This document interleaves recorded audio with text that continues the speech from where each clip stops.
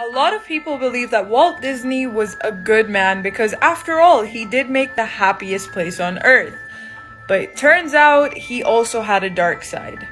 Well, number one, Walt Disney was actually pretty racist.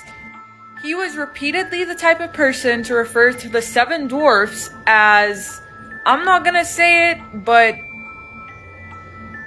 on top of that, he would use a lot of degrading language when he was referring to black people. And at those times, those terms were offensive, just as offensive, if not more offensive, than they are today. On top of all of that, he was also very sexist and believed that a woman couldn't do what a man could do in terms of animation and production. While later on he did hire a few women, he still kept his terminology that he didn't trust women and he also didn't trust cats.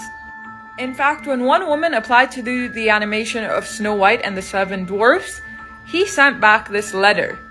And just to be clear, he didn't even check if she was qualified or any of her qualifications. He just rejected her because she was a woman.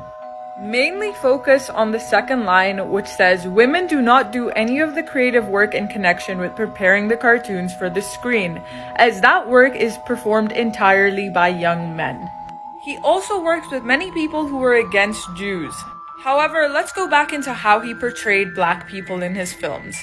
There was also this movie called Song of the South, which you haven't seen because it's been permanently banned from showing on screen. And in this movie, it basically made black people look like they were happy to be in the plantations.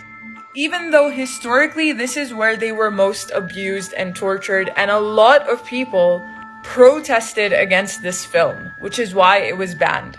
In fact, Meryl Streep even came out and talked about Walt Disney and how he was a terrible person. Now you know the dark side about the person who created the happiest place in the world.